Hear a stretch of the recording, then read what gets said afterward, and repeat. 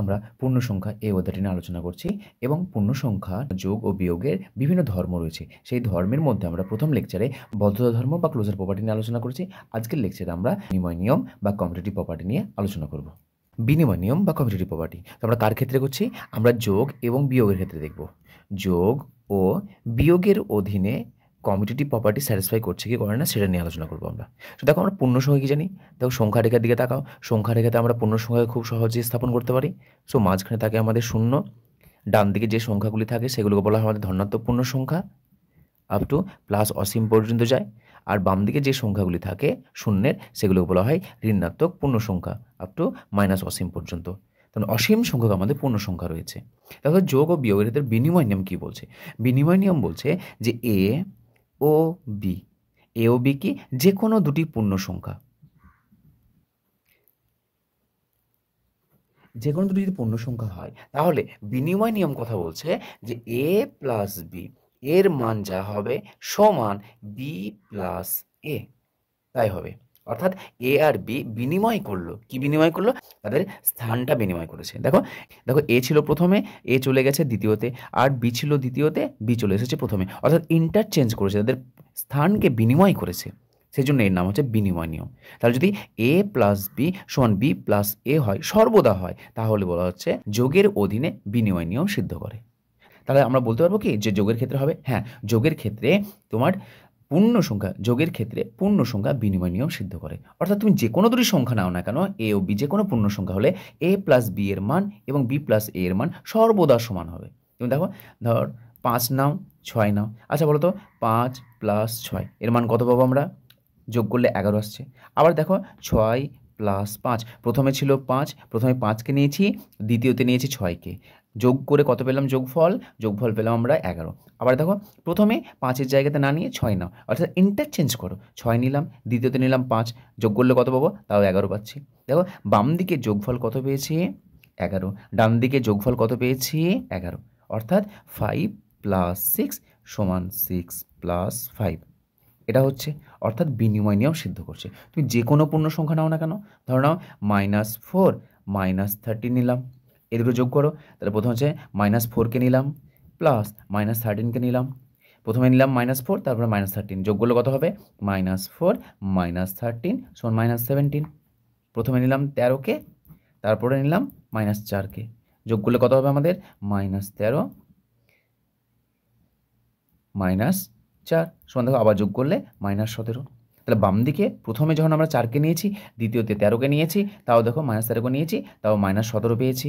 আবার ইন্টারচেঞ্জ করেছি, তাদের পজিশনকে পাল্টে দিয়েছি, স্থান বিনিময় করেছে। -13কে প্রথমে নিয়েছি, তারপর -4কে নিয়েছি, তারপরও দেখো আমরা কত পেয়েছি?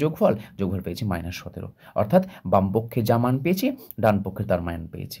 অর্থাৎ -4 plus of -13 is equals to -13 plus of -4। ওকে, এই দুটো মান ইকুয়াল হচ্ছে। সেজন্য যদি এই প্রপার্টি স্যাটিসফাই করে, এই প্রপার্টিটাকে বা এই নিয়মটাকে বলা হচ্ছে বিনিময় নিয়ম। তাহলে যোগের ক্ষেত্রে আমাদের বিনিময় নিয়ম কি হচ্ছে? সিদ্ধ করছে। এবার বিয়োগের ক্ষেত্রে দেখে নাও, বিয়োগের ক্ষেত্রে হবে কি হবে না? বিয়োগের ক্ষেত্রে বিয়োগের ক্ষেত্রে কি হবে আমাদের? যদি এ ও বি যে কোনো দুটো পূর্ণ সংখ্যা হয়, তাহলে পূর্ণ সংখ্যা যদি হয় তাহলে আমরা দেখব যে এ মাইনাস বি এর মান যা আসছে, বি মাইনাস এ এর মান আসছে কি আসে না। যদি ইকুয়াল হয় তাহলে বলবো বিনিময় নিয়ম সিদ্ধ করছে বিয়োগের অধীনে পূর্ণ সংখ্যা, আর যদি না আসে তাহলে বলবো বিয়োগের অধীনে পূর্ণ সংখ্যা বিনিময় নিয়ম সিদ্ধ করে না। তুমি যে কোনো দুটি সংখ্যা নাও, যে কোনো দুটি পূর্ণ সংখ্যা, একটা নিলাম ধরে নাও 4 নিলাম, একটা নিলাম 2। আচ্ছা বলো তো প্রথমে এ মাইনাস বি, তাহলে প্রথমটা ধরে নাও এ, এটা হলো আমাদের এ, আর দ্বিতীয়টা হলো আমাদের বি। তাহলে বলো এ মাইনাস বি, তাহলে এ মাইনাস বি বের করো, তাহলে 4 - 2 বিয়োগ করলে কত পাচ্ছি? 2। আবার দেখো বি মাইনাস এ, তাহলে বি মাইনাস এ বের করো, বি মাইনাস এ, বি এর মান কত? 2। মানে এক কথায় এই নাম্বার দুটোকে চেঞ্জ করে দাও, পজিশন চেঞ্জ করে দাও, 2 - 4। আচ্ছা বিয়োগ করলে কত পাবো? বিয়োগফল -2। দেখো 2 পেয়েছি আগে, কিন্তু পরে আমরা কত পেলাম? -2। আচ্ছা এই দুটো কি সমান? কখনোই সমান না। তার মানে 4 - 2 নট ইকুয়ালস টু 2 মাইনাস 4, মানে ইকুয়াল হচ্ছে না। তাহলে ইকুয়াল যদি না হয় তাহলে আমরা বলবো বিনিময় নিয়ম সিদ্ধ করে না। কার ক্ষেত্রে? বিয়োগের ক্ষেত্রে। সুতরাং বিয়োগের অধীনে পূর্ণ সংখ্যা বিনিময় নিয়ম সিদ্ধ করে না। মনে রাখবে যে সকল আমরা ধর্মগুলো পড়ছি, প্রত্যেকটা ধর্ম কিন্তু সমস্ত পূর্ণ সংখ্যার ক্ষেত্রে স্যাটিসফাই করবে। সমস্ত পূর্ণ সংখ্যা, এমন কোনো পূর্ণ সংখ্যা তুমি পাবে না, এমন কোনো পূর্ণ সংখ্যার ক্রমিত জোড় পাবে না যে যাদের বিয়োগ করলাম নিয়ে একটা পেলাম অপরটা পেলাম না। অন্তত পক্ষে এই কথাটা খুব ভালো করে মনে রাখবে যে আমরা বিয়োগের ক্ষেত্রে বলো, যোগের ক্ষেত্রে বলো, বিনিময় নিয়ম বলো, বা আমাদের সংযোগ নিয়ম রয়েছে, বদ্ধ ধর্ম রয়েছে, প্রত্যেকটা ধর্মের ক্ষেত্রে সত্য সর্বদা তখনই হবে যদি সমস্ত পূর্ণ সংখ্যার জন্য সত্য হয়, সমস্ত পূর্ণ সংখ্যার জন্য। আর মিথ্যা তখনই বলা হবে যদি অন্তত পক্ষে একটা পেয়ার বা একটা আমাদের ক্রমিত জোড় পাওয়া যায়, বা এরকম দুটি পূর্ণ সংখ্যা পাওয়া যায় যাদের ক্ষেত্রে সত্য হচ্ছে না ধর্মটা, তাহলে সেই ক্ষেত্রে মিথ্যা হয়ে যাবে। সত্য হওয়ার জন্য সমস্ত পূর্ণ সংখ্যার জন্য সত্য হবে, আর মিথ্যে হওয়ার জন্য অন্তত পক্ষে তুমি এমন কোনো সংখ্যা বের করে দেখাও যে যাদের যোগফল আমাদের যে যে বিনিময় নিয়মের ক্ষেত্রে বলা হয় যে এমন যোগফল পেলাম দুটি সংখ্যার যে বাম দিকটা সমান হচ্ছে কিন্তু ডান দিক সমান হচ্ছে না, তাহলে সেই ক্ষেত্রে ওই একটা নাম্বারের জন্যই আমাদের কি বলবো যে বিনিময় নিয়ম সিদ্ধ করছে না। সত্য হওয়ার জন্য সমস্ত পূর্ণ সংখ্যার জন্য সত্য হবে, আর মিথ্যে হওয়ার জন্য একটা সংখ্যা পেলেই সেক্ষেত্রে আমাদের মিথ্যে বলে দেবো। তাহলে বিনিময় নিয়মটা কি বলছে দেখে নাও। সুতরাং আমাদের বিনিময় নিয়ম কি বলছে দেখো, যোগের অধীনে পূর্ণ সংখ্যা বিনিময় নিয়ম, অর্থাৎ addition is commutative for integers.